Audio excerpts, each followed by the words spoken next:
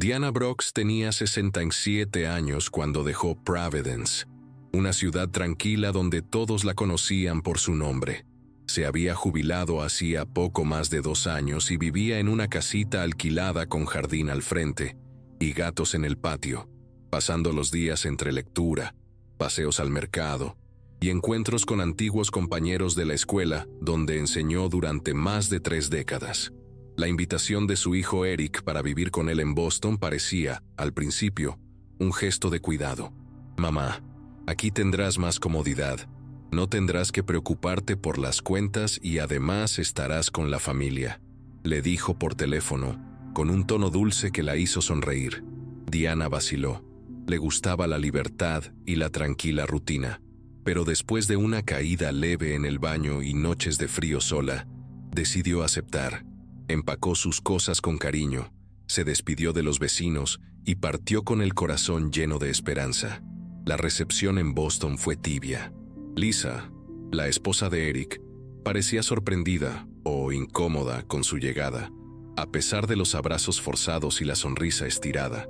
La casa de ellos era grande, moderna, con juguetes esparcidos por todos los cuartos y una nevera llena, pero la energía era tensa. El primer día, Diana durmió en un colchón en el cuarto de juguetes, con la promesa de que el cuarto de huéspedes estaría listo pronto. El segundo, ya le pidieron que se quedara con los 2 hijos de la pareja, solo por 1 horita.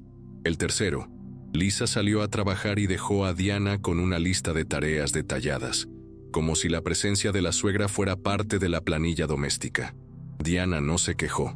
Pensó que era algo temporal, pero una parte de ella, silenciosa e incómoda, ya comenzaba a darse cuenta de que esa casa no era un hogar, era un plan. La semana siguiente, la rutina de Diana ya parecía la de una trabajadora a tiempo completo. Se despertaba a las 6, preparaba el desayuno para los nietos, los llevaba y traía de la escuela, limpiaba los espacios comunes, lavaba ropa y además ayudaba con las tareas escolares.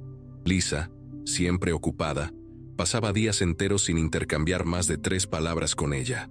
Eric, por su parte, se mostraba cada vez más ausente, justificándose con reuniones y viajes de trabajo. Cuando Diana, con cautela, comentó que estaba cansada, el hijo respondió con una sonrisa que más parecía burla. «Pero mamá, estás jubilada, ahora tienes tiempo para eso, y nosotros te necesitamos». No hubo un «gracias», ni un gesto de reconocimiento, solo la expectativa implícita de que debía estar disponible. Siempre. Un mes después, Diana descubrió por casualidad que Eric había publicado un video en TikTok. Un amigo de Providence le envió el enlace. Era una grabación hecha a escondidas de ella enseñando matemáticas a los hijos del jefe de Eric, acompañada de una leyenda emotiva. «Mi mamá jubilada ahora ayuda a otros niños. ¿No se merece aplausos?», seguida de hashtags como «y supermamá, vida jubilada» y «gratitud». El video ya tenía miles de visualizaciones y comentarios elogiando al «hijo atento» y a la «señora maravillosa». Diana sintió que su rostro se ruborizaba de vergüenza y enojo. No recordaba haber autorizado grabaciones, mucho menos haber aceptado enseñar a niños desconocidos. Cuando confrontó a Eric, él desvió la conversación. «Mamá, es solo internet. Eso da engagement. A la gente le encantan estas historias». Eso encendió en ella una señal de alerta. La sensación de estar siendo utilizada comenzó a convertirse en certeza. En los días siguientes, Diana comenzó a observar cada detalle con otros ojos. Se dio cuenta de que Eric siempre sugería nuevos videos, siempre con un enfoque emocional, que la presentaba como una heroína anciana o abuela multitareas, mientras él se promocionaba como el hijo amoroso que cuida de la mamá. Un nuevo video la mostraba cocinando mientras los nietos corrían alrededor. El texto decía: «No todos los ángeles tienen alas, algunos usan delantal». Los comentarios se acumulaban, y con ellos, la monetización. Diana notó que los seguidores estaban creciendo rápido, y que Eric pasaba más tiempo editando videos de ella que realmente con ella. Intentó hablar de nuevo, pero él siempre desviaba, hacía chistes o decía que ella No entendía cómo funcionaba el mundo moderno. En silencio, Diana comenzó a preguntarse si el hijo que había criado con tanto esfuerzo había desaparecido, o si, tal vez, nunca existió como ella imaginaba. Una noche de sábado, mientras arreglaba la cocina después de una cena en la que todos comieron y se fueron sin agradecer, Diana sintió un cansancio profundo. No era físico, era un agotamiento emocional, como si cada gesto suyo estuviera siendo drenado y comercializado. Se sentó en el porche y miró la calle vacía, recordando Providence, el olor del café de la panadería, las mañanas con sus amigas, el pequeño jardín que ella misma cuidaba. Allí era alguien. Aquí era solo un recurso. En ese momento, por primera vez desde que llegó, pensó en irse, pero el pensamiento fue rápidamente aplastado por una culpa incómoda. ¿Y si estoy siendo ingrata? ¿Y si Eric realmente me necesita? Aún no lo sabía, pero ese conflicto interno sería solo el primero de muchos. Y la verdad sobre las intenciones del hijo se revelaría pronto de manera devastadora. El lunes siguiente, Diana se despertó con una sensación extraña. Había demasiado ruido para la hora, voces desconocidas en la sala y el sonido de niños corriendo. Al salir del cuarto improvisado, encontró a Lisa con 2 mujeres en la cocina y 4 niños extraños esparcidos por la casa. «Ah, buenos días, Diana. Estas son las niñas de la amiga de mi mamá. No te importa quedarte con ellas hoy también, ¿verdad? Es solo hasta las 4». Fue como recibir una bofetada. Nadie le pidió permiso, explicó o siquiera avisó. Las madres de los niños ni siquiera la saludaron bien. Solo dejaron mochilas, tabletas y biberones y se fueron apresuradas. Diana, atónita, quedó parada por segundos que parecieron minutos, tratando de entender cuándo su casa, o mejor dicho, la casa de Eric, se había convertido en un centro de cuidados improvisado. Durante ese día, Diana apenas pudo sentarse. Era un niño llorando, otro derramando cereal, una tercera con fiebre. Cuando intentó llamar a Eric, él no contestó. Lisa desapareció hasta la tarde y volvió con un «Gracias, suegrita, eres increíble», como si le estuviera haciendo un favor.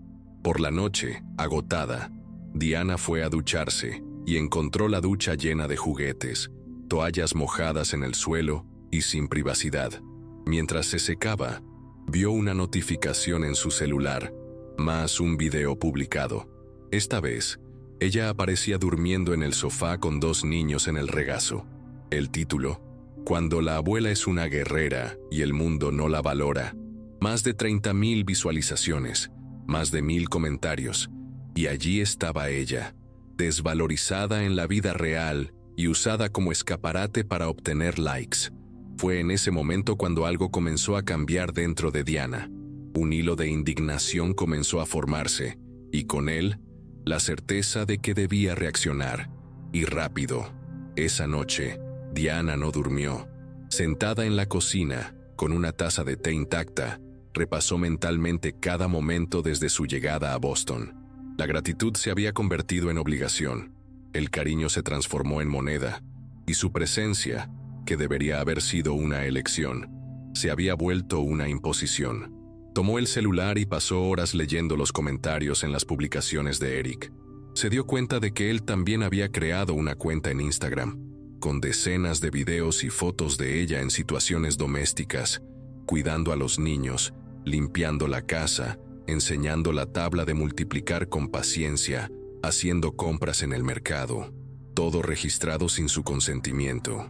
Incluso momentos de vulnerabilidad, como cuando lloró discretamente después de un día pesado, estaban capturados. Eric ponía leyendas como «Ella es más fuerte de lo que piensa», como si el dolor de su propia madre fuera un guión de entretenimiento. Al día siguiente, Diana fingió normalidad. Preparó el café, arregló las mochilas de los nietos e incluso sonrió a Lisa. Pero por dentro empezó a trazar un plan. No sería impulsiva. Sabía que, en esa casa, cualquier reacción brusca sería transformada en un argumento para llamarla dramática o desagradecida. Entonces, al salir a comprar pan, pasó por una tienda de electrónica y compró 2 cámaras ocultas en forma de cargador. En los días siguientes, Instaló una en la sala y otra en la cocina, siempre que estuviera sola. Empezó a grabar las conversaciones, las órdenes, los comentarios despectivos. Lisa solía hablar por teléfono con su madre en voz alta, sin importar quién estuviera escuchando. En una de esas conversaciones, Diana escuchó algo que le heló la sangre. Todavía no ha firmado nada, pero voy a insistir de nuevo hoy. Si conseguimos esa escritura, ya está. Se referían a la casa de Providence, que aún estaba a su nombre. Fue ahí cuando se dio cuenta. No era solo explotación, era un cerco, y necesitaba irse antes de que fuera demasiado tarde.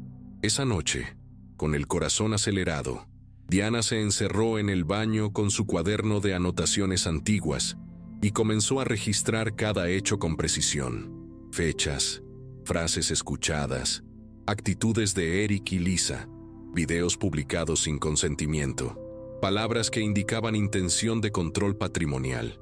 No quería actuar solo con emociones, quería pruebas y, más que eso, un plan sólido. A diferencia de lo que todos allí pensaban, ella no era una señora ingenua e ignorante. Había lidiado con adolescentes difíciles durante décadas, enfrentado directores autoritarios, familiares invasivos y, sobre todo, había aprendido a observar en silencio antes de actuar. En esa casa no habría llanto ni escándalo. Había estrategia. A la mañana siguiente, Lisa apareció con una sonrisa ensayada y un sobre en las manos. Aproveché que estás aquí, Diana, y traje estos papeles de la casa de Providence. Eric comentó que pensabas donar, ¿recuerdas? Diana mantuvo la expresión neutral. Dentro del sobre, había formularios de transferencia de escritura y una autorización para que Eric pudiera representarla legalmente en decisiones patrimoniales. Si firmas, nos facilitas mucho las cosas.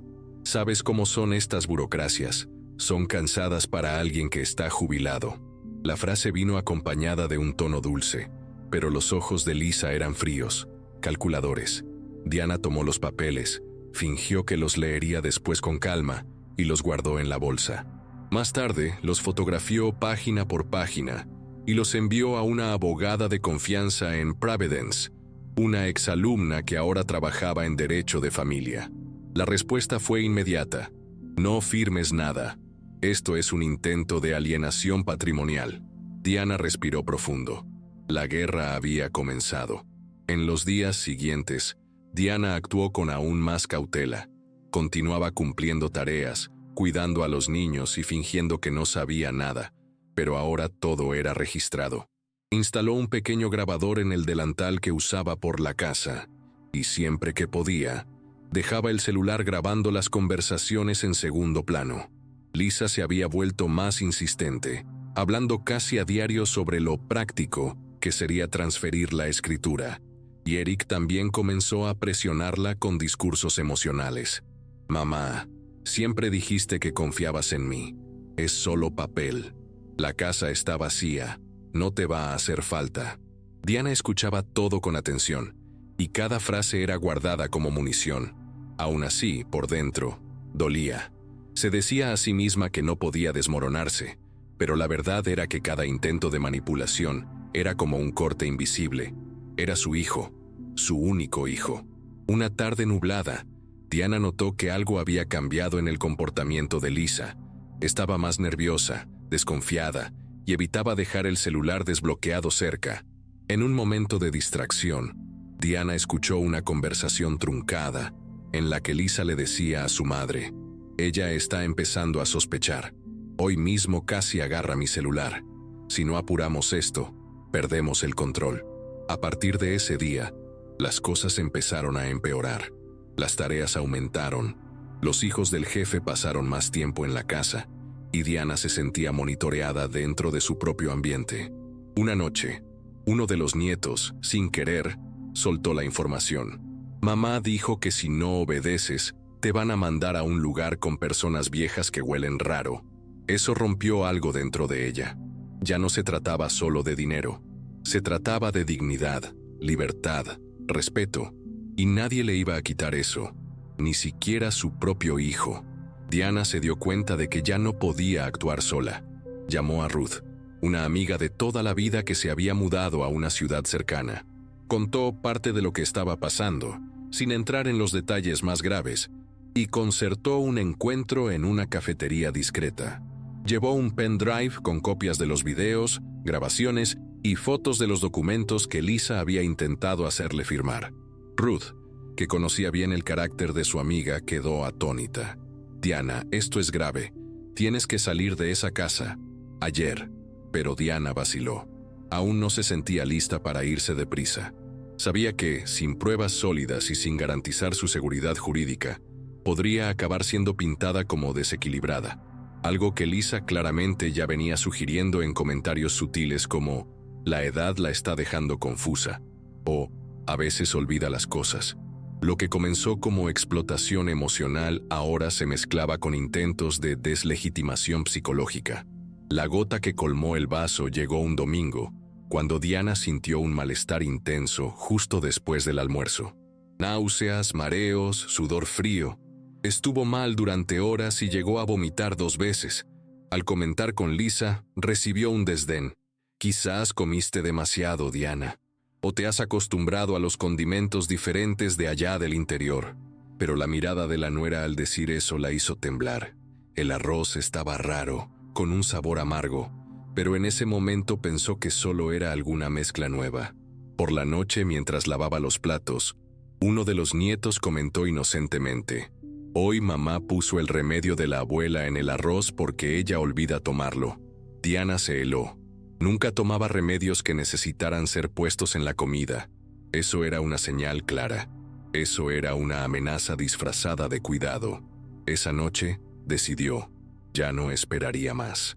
A la mañana siguiente, Diana salió más temprano de lo habitual, llevando solo una mochila pequeña con documentos, el pendrive con las grabaciones y un cambio de ropa.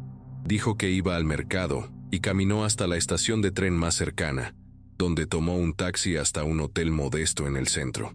Allí, hizo una reserva de 3 días en efectivo y volvió a llamar a su exalumna abogada, pasando todo el material reunido hasta entonces. Por primera vez, le contó sobre el malestar, las frases de los nietos y el intento manipulador de obtener la escritura de la casa. La abogada fue tajante. «Tienes pruebas. Podemos abrir un proceso por abuso financiero, psicológico e incluso intento de envenenamiento. Pero primero cuida de tu seguridad». Esas palabras fueron el punto de inflexión. Diana, por primera vez desde su llegada a Boston, respiró profundo y sintió que volvía a ser dueña de sí misma. Mientras tanto, en la casa de Eric el caos se instalaba. Lisa llamó repetidamente al celular de Diana, que permanecía apagado. Envió mensajes con un tono de preocupación forzada. «Diana, ¿dónde estás? Estamos muy preocupados. Los niños están preguntando por ti». Eric, por su parte, dejó un audio largo y emotivo, diciendo que quería conversar, que todo no era más que un malentendido, y que ella estaba tomando las cosas por el lado equivocado. Diana escuchó todo en silencio, cada palabra reforzando la sensación de que, para él, ella nunca fue más que un recurso, un nombre, una imagen, una historia explotable. En los días siguientes, ella prestó declaración, entregó los videos y firmó la apertura del proceso. Con el apoyo de la abogada, solicitó una orden de restricción que impedía cualquier acercamiento de Eric y Lisa. Y, al lado de Ruth, comenzó a buscar un nuevo lugar para vivir, lejos de allí y más cerca de sí misma. En las semanas que siguieron, Diana enfrentó un torbellino de emociones. Aunque aliviada por haber salido de la casa de su hijo, había un duelo silencioso que la acompañaba. Era el fin de una ilusión, la idea de que Eric, su único hijo, la amaba de manera genuina, sin segundas intenciones. Recordaba las noches en que estudiaba hasta tarde para asegurar que él tuviera una buena educación, las veces en que renunció a ropa nueva para pagar cursos extra, y cómo se hizo cargo sola cuando su padre se fue. Lo crié con tanto amor. ¿Dónde fue que me perdí? Esa pregunta rondaba sus pensamientos en las madrugadas en las que se despertaba sobresaltada en el hotel, temerosa de que alguien golpeara la puerta. Pero pronto volvía a sí misma. No había fallado. Ella había confiado. y había reaccionado cuando más lo necesitaba. La justicia, por su parte, comenzó a actuar. El caso de Diana llamó la atención debido a la naturaleza inusual de las pruebas. Videos domésticos, audios, comentarios en redes sociales e incluso capturas de pantalla de transferencias financieras realizadas sin su conocimiento previo. Lisa y su madre fueron citadas para dar explicaciones sobre el episodio del medicamento en el arroz y, presionadas, cayeron en contradicciones. La fiscalía entendió el contexto como un intento de envenenamiento leve, insuficiente para una detención inmediata, pero grave lo suficiente para un proceso por abuso contra ancianos. La repercusión local hizo que el caso se viralizara en foros en línea y grupos de apoyo a personas mayores. Muchas mujeres de entre 60 y 70 años comenzaron a compartir historias similares, y el nombre de Diana cobró fuerza como símbolo de valentía silenciosa. Ella no buscaba fama, pero encontró apoyo donde menos lo esperaba, de otras mujeres que, como ella, estaban cansadas de ser tratadas como invisibles. Con el proceso en curso y la medida de protección asegurada, Diana finalmente respiró con más tranquilidad. Ruth la llevó a pasar un tiempo en su casa, en el interior de Massachusetts, donde el silencio de los árboles y el aroma de pan fresco ayudaron a calmar su mente. Allí, volvió a dormir una noche entera sin interrupciones, algo que no ocurría desde hacía meses. En un domingo soleado, sentadas en el porche, Ruth comentó: «Sabes que puedes empezar de nuevo, ¿verdad? Todo esto no es el fin. Es solo el comienzo de una vida que debías haber vivido hace tiempo». Diana sonrió por primera vez en mucho tiempo, una sonrisa sincera, y respondió: «Tal vez ahora entienda lo que es la libertad. De verdad». Por primera vez, no se sentía culpable por priorizarse a sí misma. En paralelo, Eric intentaba revertir la narrativa en redes sociales. Creó videos emotivos, alegando que todo había sido un malentendido, que su madre sufría de confusión mental y que habían aprovechado su fragilidad para manipularla en contra de la familia. Sin embargo, los registros en video, con audio claro, fechas e imágenes inequívocas, hablaban más fuerte que cualquier intento de manipulación pública. El proceso se consolidaba, y los abogados de Diana reunían pruebas adicionales de movimientos bancarios sospechosos, intentos de alteración de registros en organismos públicos, e incluso falsificación de firmas en un formulario de transferencia de la pensión. Ella nunca imaginó que su propio hijo podría llegar tan lejos, pero ahora, ante la verdad desnuda y cruda, sabía que debía llegar hasta el final, no por venganza, sino por respeto a su propia historia. Con la ayuda de Ruth y de la abogada, Diana decidió que era hora de cortar de una vez los lazos legales con Eric. Inició un proceso de desheredación por causa justificada, presentando a la justicia las pruebas de abuso financiero y psicológico. Fue una decisión difícil, no por duda, sino por la carga emocional. Durante años ella creyó que su mayor legado era su hijo. Ahora, se daba cuenta de que su verdadero legado era la integridad con la que había vivido. Y esa integridad debía ser protegida, aunque eso significara dejar a Eric fuera de su testamento. En paralelo, presentó una solicitud de restitución parcial de los fondos desviados y buscó apoyo psicológico para procesar todo lo que había vivido. Cada sesión de terapia era una mezcla de dolor y liberación. Por primera vez, alguien la escuchaba sin juicios, sin exigencias, sin manipulaciones. Fue también en este periodo cuando Diana redescubrió a sí misma. Comenzó a asistir a un grupo de lectura en la biblioteca local, donde conoció a otras mujeres jubiladas que se reunían semanalmente para discutir libros y compartir experiencias. Allí, entre cafés y risas, encontró algo que le había faltado durante mucho tiempo: pertenencia. Comenzó a caminar por la mañana, a cuidar plantas e incluso a escribir pequeños relatos sobre su trayectoria, que luego compartía de manera anónima en foros en línea. Uno de ellos se viralizó. Muchas mujeres escribieron mensajes diciendo: «Contaste mi historia». Diana, que antes se sentía avergonzada por haber sido engañada, empezó a entender que su historia no era debilidad, era fortaleza. Era una advertencia, era testimonio, y con el tiempo, también se convirtió en cura. Una tarde, sentada frente al computador, Diana recibió un correo electrónico de una periodista de un portal independiente de derechos humanos. La reportera había leído uno de los relatos anónimos atribuidos a ella y quería hacer una entrevista. Tu caso representa un tipo de violencia silenciosa que muchas personas ignoran. Necesitamos hablar de esto, decía el mensaje. Inicialmente, Diana rechazó. Aún sentía vergüenza. Pero, después de reflexionar durante unos días y conversar con Ruth, decidió aceptar. Con una condición: usaría su nombre real. Ya no quería esconderse.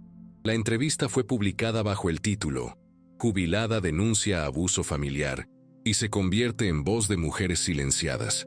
La repercusión fue inmediata. Recibió cientos de mensajes de apoyo, invitaciones para conferencias, e incluso una carta escrita a mano por una señora de 81 años que había pasado por algo similar y nunca tuvo el valor de contarle a nadie. La visibilidad repentina trajo consecuencias. Eric intentó demandarla por difamación, alegando que ella había inventado toda la historia por venganza, pero el caso fue archivado rápidamente. Las pruebas de Diana eran incontestables, y el juez calificó el intento como litigio de mala fe. El abogado de Eric, avergonzado, abandonó el caso pocos días después. La humillación pública fue grande, y Eric perdió el trabajo al ser expuesto como alguien que explotaba financieramente a su propia madre. Diana, por su parte, no sintió placer en su caída. Sintió alivio. Por primera vez ya no necesitaba explicarse. No necesitaba justificar su dolor ni medir sus palabras para proteger a quien la hirió. El silencio que antes la ahogaba ahora era libertad, un espacio donde podía existir completa, sin miedo, sin culpa y sin deberle nada a nadie. 3 meses después de su salida definitiva de la casa de Eric, Diana decidió comenzar de verdad. Con la ayuda de la abogada y la venta legalizada de la casa de Providence, que aún estaba a su nombre gracias a su cautela, compró una pequeña casa en el interior de California. Una construcción sencilla, con un porche de madera, 2 habitaciones y un jardín con espacio suficiente para plantar hierbas, flores y, como ella decía, tranquilidad. El proceso de mudanza fue solitario, pero no triste. Ruth la acompañó hasta el aeropuerto, y al despedirse le dijo con firmeza: «Ahora empieza tu vida de verdad, Di, sin ataduras». Al pisar su nueva casa, Diana sintió una paz que no conocía desde hacía años. La llave girando en la puerta, esta vez, simbolizaba libertad, no deuda. En el vecindario encontró gente acogedora. Doña Ramona, una señora de 75 años que hacía tartas de durazno para vender en el mercado. Ellie, una bibliotecaria jubilada que la invitó a meditar al aire libre. Y Hank, un exprofesor de historia que se ofreció a ayudarla a montar un huerto en el jardín. Por primera vez en mucho tiempo, Diana no era la cuidadora, la que tenía que sacrificarse, la que debía algo a alguien. Era solo otra vecina de la calle, con sus historias y sus silencios. Las mañanas comenzaron a llenarse de caminatas, café recién hecho, lectura tranquila y tardes de escritura. En un cuaderno de tapa azul, empezó a registrar su jornada, no para olvidar, sino para recordar de dónde salió y cuánto luchó para llegar hasta allí. Era un memorial personal de dignidad recuperada. Con el paso de las semanas, Diana se vio rodeada por una nueva red de afecto, construida sin lazos de sangre, pero con vínculos reales. El grupo de la biblioteca se convirtió en una constante en su vida, y en una tarde especial, organizaron un pequeño evento de lectura en el patio de la escuela pública local. Diana fue invitada a leer un fragmento de sus escritos. Al principio dudó, pero Ellie insistió. «Hay gente aquí que necesita escuchar lo que viviste». Ante un grupo de 20 personas, la mayoría mujeres mayores de 60 años, leyó con voz firme un relato titulado «No era drama, era abuso». Cuando terminó, hubo silencio, seguido de aplausos y ojos humedecidos. Algunas señoras la abrazaron con fuerza, como si agradecieran haber sido vistas. aunque fuera indirectamente. Ese día, Diana entendió que su dolor transformado en palabra también podía curar a los demás. En casa, retomó viejos hábitos que le traían alegría. Bordaba trapos de cocina, preparaba galletas de jengibre para los vecinos y decoró el porche con flores coloridas. Plantó lavanda en el jardín y comenzó a estudiar sobre aromaterapia. También empezó a enviar cartas a otras mujeres en situación de vulnerabilidad que conoció en foros y grupos de apoyo. Ya no había espacio para rencores, no por olvido, sino por superación. Ya no necesitaba cargar con los pesos que no le pertenecían. La casa en Boston, las filmaciones clandestinas, los papeles escondidos, la voz falsa de Eric en los videos, todo eso era pasado. Un pasado que enfrentó de frente y superó con valentía, pero que ya no definía quién era. Ahora, solo era Diana, una mujer completa, libre, viva. Una noche, ya acostada, Diana recibió una llamada inesperada. Era Eric. El número aún estaba guardado en el celular, aunque ella nunca había pensado en devolver ningún contacto. Contestó por impulso, tal vez movida por la curiosidad. Al otro lado de la línea, escuchó una voz vacilante. «Mamá, sé que me odias, pero he perdido todo». Estaba llorando o fingiendo. Dijo que Lisa lo había dejado, que lo habían despedido, que los amigos lo habían abandonado después de la repercusión del proceso.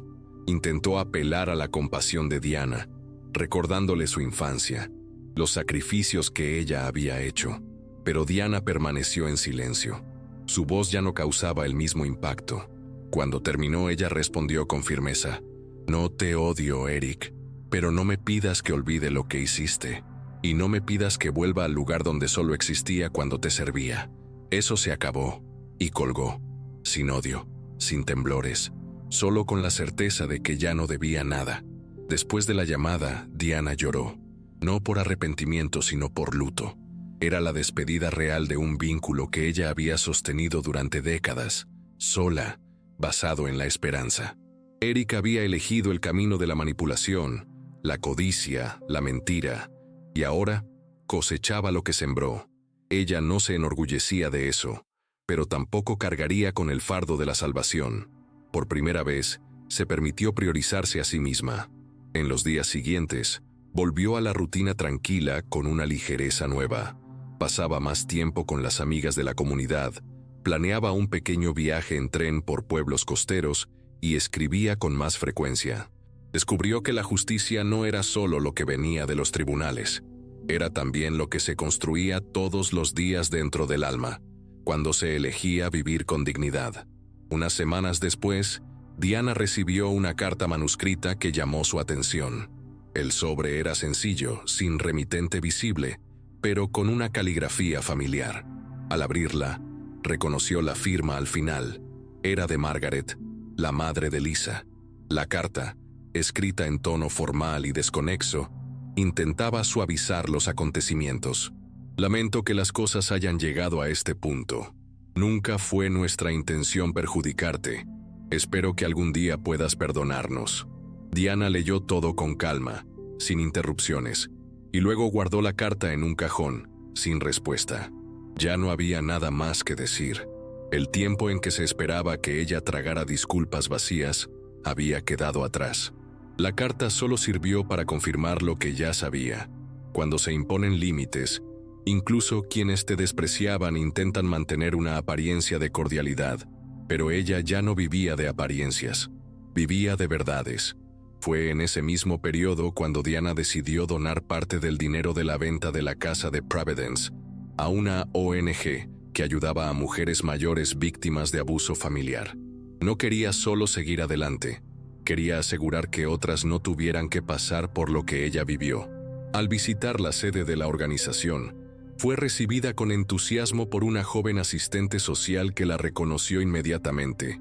«Tú eres la profesora del caso que se hizo viral, ¿verdad? Eso me hizo entender lo que pasó mi abuela». Diana se emocionó. Conversaron durante casi una hora, y al final, la asistente le pidió permiso para incluir el nombre de Diana como colaboradora permanente del proyecto. Ella aceptó, no por vanidad, sino porque sentía que finalmente le estaba dando un nuevo sentido a su dolor. Por primera vez, miraba su trayectoria y veía más que pérdidas. Veía propósito, y eso la fortalecía todos los días. En su nueva casa, Diana creó un pequeño ritual los viernes. Preparaba un pastel simple, abría las ventanas para el atardecer y escribía una carta para sí misma. En esas cartas no había lamentos. Había observaciones sobre la semana, sentimientos anotados con honestidad y frases como «Hoy me sentí en paz» o «Aún duele, pero ya no me paraliza». Era como hablar con una versión más joven de sí misma, acogiéndola sin juicios. Una de esas cartas terminó con la frase «Sobreviviste a lo que intentaron hacerte, y no te limitaste a eso». Guardaba todas en una caja de madera que Hank ayudó a hacer, con su nombre grabado en la tapa. No para que los demás lo vieran, sino para que ella nunca olvidara de dónde vino y todo lo que había superado. Un sábado cualquiera, durante el mercado del pueblo, Diana fue invitada a hablar brevemente en un encuentro sobre envejecimiento activo. Se sentó ante un pequeño grupo de mujeres y habló con simplicidad sobre su trayectoria. No usó palabras complicadas. No se presentó como heroína. Solo contó cómo fue dándose cuenta poco a poco de que le estaban quitando el derecho a existir por completo. Casi me hicieron creer que mi tiempo se había acabado. Hoy sé que apenas estaba comenzando. Al final, recibió abrazos, invitaciones para tomar té e incluso una canasta con flores recogidas por niños de una escuela local. No hubo aplausos de pie ni titulares, pero había algo mucho más grande: dignidad restaurada y la certeza de que, aunque no hubiera retorno, el amor que cultivamos, incluso por nosotros mismos, siempre da frutos de alguna manera. Con el tiempo, Diana comenzó a ser buscada por otras mujeres de la ciudad, muchas de ellas cargando historias calladas, situaciones que nadie quería escuchar. Algunas llegaban con lágrimas, otras con rabia, y también estaban aquellas que llegaban en silencio. Solo querían compañía para un café.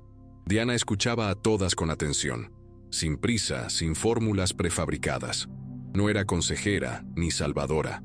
Solo era alguien que sabía lo que era ser desacreditada. Y eso bastaba para acogerlas. Crearon informalmente un grupo llamado Entre Nosotras. Se reunían quincenalmente en la casa de una de las participantes, alternando los encuentros entre té, costura, lectura y conversaciones sobre temas que siempre habían sido tratados como tabú: violencia familiar, negligencia, abandono emocional. El grupo creció lentamente, pero con raíces fuertes, y allí, en ese pequeño círculo de sillas de mimbre, Diana encontró algo que ninguna ciudad grande le dio: pertenencia sin exigencias. Fue también en este periodo cuando Eric intentó un acercamiento más. Envió una carta larga, escrita a mano, pidiendo disculpas y justificando sus actitudes con presiones financieras e influencia de Lisa. Dijo que había perdido todo, incluso el respeto por sí mismo, y que estaba dispuesto a hacer cualquier cosa para reparar el daño. Diana leyó la carta con atención, pero esta vez no lloró. Ya no había espacio para ilusiones. Aunque lamentaba lo que había sucedido con su hijo, sabía que su arrepentimiento no venía de un despertar ético, sino de una necesidad práctica. Quería alivio, no cambio. No respondió. Guardó la carta junto con las otras, pero no para revolver el dolor. La guardó como se guarda una herida cicatrizada, para recordar lo que no se debe permitir de nuevo, y seguir adelante con los pies firmes en el suelo. En una tarde de primavera, mientras regaba las lavandas del jardín, Diana recibió una llamada de la abogada. El proceso que había iniciado contra Eric y Lisa finalmente había llegado a su fase final. La sentencia reconocía los abusos sufridos por ella, el intento de alienación patrimonial y el uso indebido de su imagen para beneficio propio.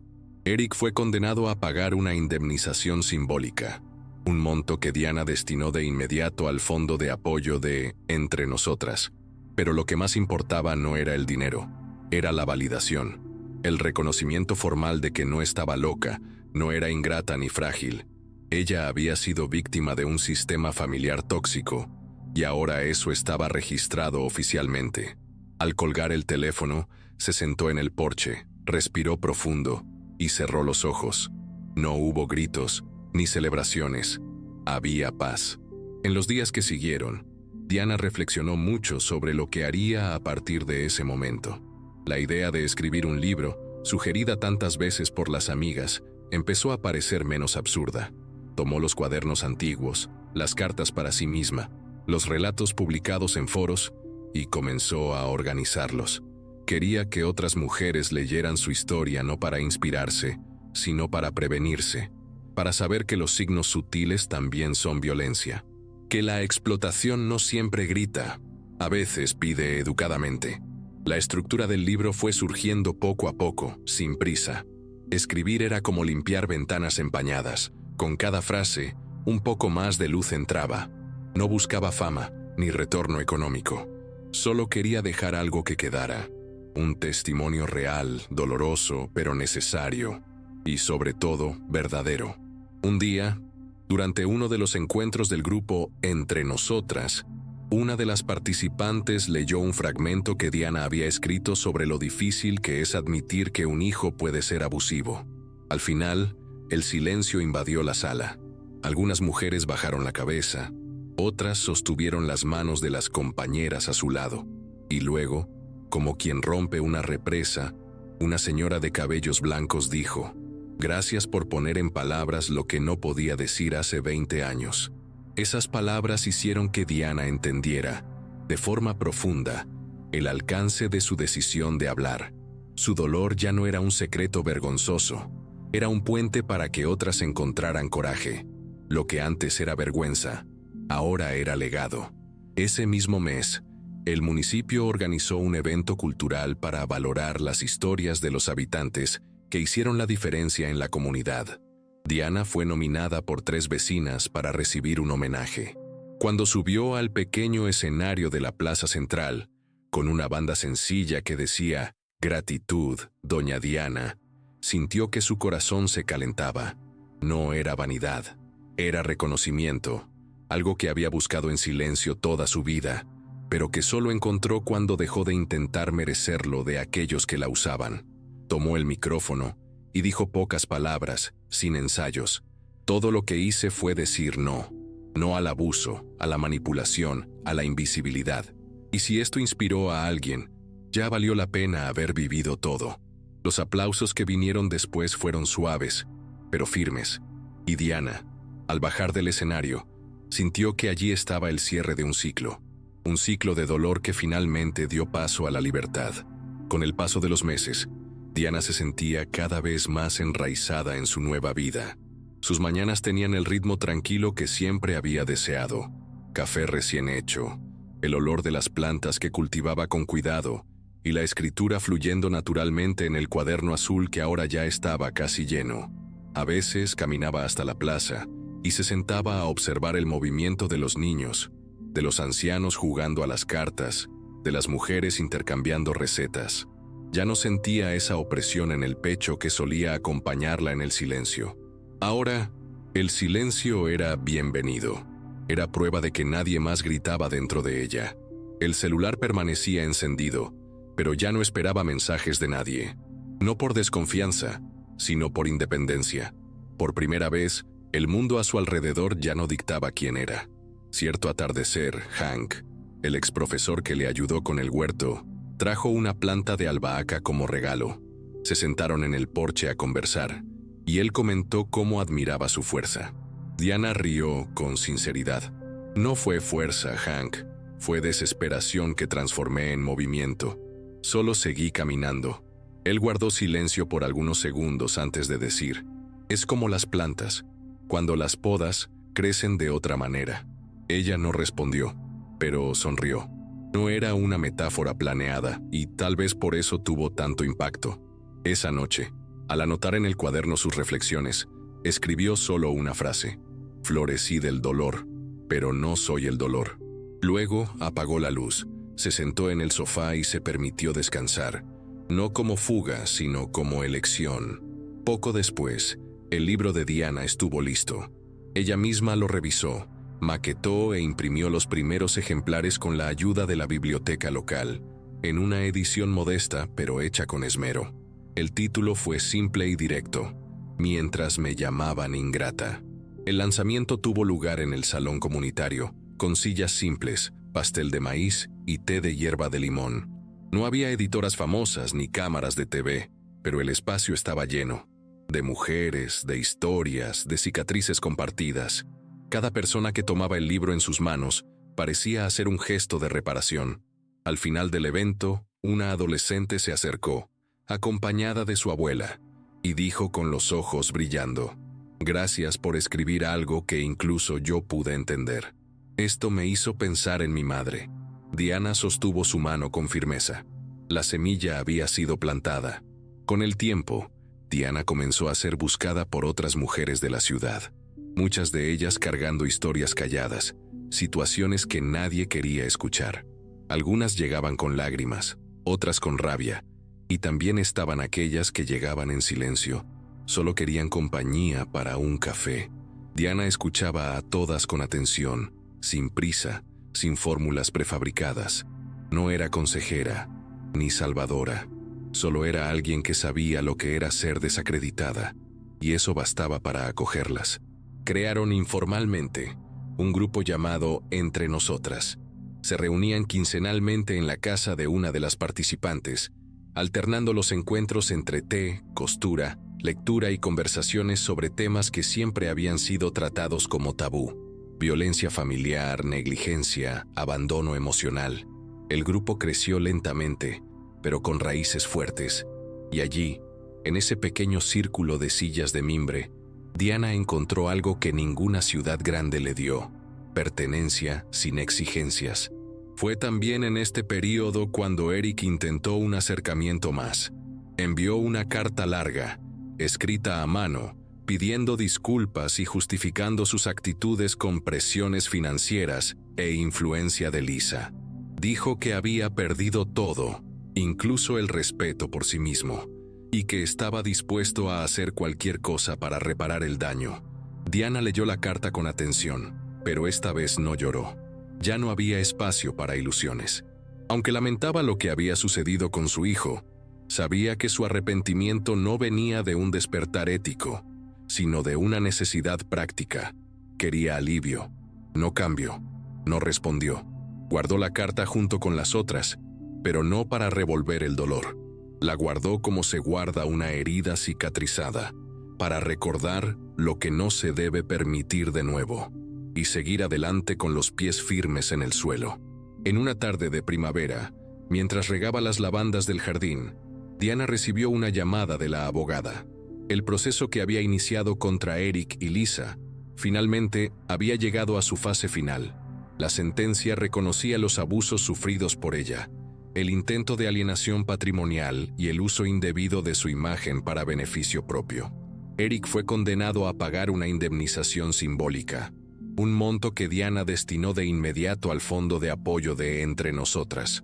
Pero lo que más importaba no era el dinero, era la validación, el reconocimiento formal de que no estaba loca, no era ingrata ni frágil. Ella había sido víctima de un sistema familiar tóxico, y ahora eso estaba registrado oficialmente. Al colgar el teléfono, se sentó en el porche, respiró profundo y cerró los ojos. No hubo gritos, ni celebraciones. Había paz. En los días que siguieron, Diana reflexionó mucho sobre lo que haría a partir de ese momento. La idea de escribir un libro, sugerida tantas veces por las amigas, empezó a parecer menos absurda. Tomó los cuadernos antiguos, las cartas para sí misma, los relatos publicados en foros, y comenzó a organizarlos.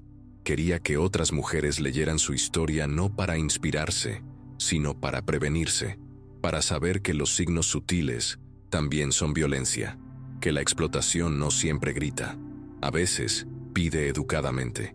La estructura del libro fue surgiendo poco a poco, sin prisa. Escribir era como limpiar ventanas empañadas. Con cada frase, un poco más de luz entraba. No buscaba fama ni retorno económico. Solo quería dejar algo que quedara, un testimonio real, doloroso, pero necesario, y sobre todo, verdadero. Un día, durante uno de los encuentros del grupo Entre Nosotras, Una de las participantes leyó un fragmento que Diana había escrito sobre lo difícil que es admitir que un hijo puede ser abusivo. Al final, el silencio invadió la sala. Algunas mujeres bajaron la cabeza, otras sostuvieron las manos de las compañeras a su lado. Y luego, como quien rompe una represa, una señora de cabellos blancos dijo: «Gracias por poner en palabras lo que no podía decir hace 20 años». Esas palabras hicieron que Diana entendiera, de forma profunda, el alcance de su decisión de hablar. Su dolor ya no era un secreto vergonzoso, era un puente para que otras encontraran coraje. Lo que antes era vergüenza, ahora era legado. Ese mismo mes, el municipio organizó un evento cultural para valorar las historias de los habitantes que hicieron la diferencia en la comunidad. Diana fue nominada por 3 vecinas para recibir un homenaje. Cuando subió al pequeño escenario de la plaza central, con una banda sencilla que decía «Gratitud», doña Diana sintió que su corazón se calentaba. No era vanidad, era reconocimiento, algo que había buscado en silencio toda su vida, pero que solo encontró cuando dejó de intentar merecerlo de aquellos que la usaban. Tomó el micrófono y dijo pocas palabras, sin ensayos. «Todo lo que hice fue decir no. No al abuso, a la manipulación, a la invisibilidad. Y si esto inspiró a alguien, ya valió la pena haber vivido todo». Los aplausos que vinieron después fueron suaves, pero firmes, y Diana, al bajar del escenario, sintió que allí estaba el cierre de un ciclo de dolor que finalmente dio paso a la libertad.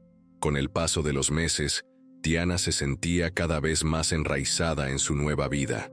Sus mañanas tenían el ritmo tranquilo que siempre había deseado: café recién hecho, el olor de las plantas que cultivaba con cuidado, y la escritura fluyendo naturalmente, en el cuaderno azul que ahora ya estaba casi lleno.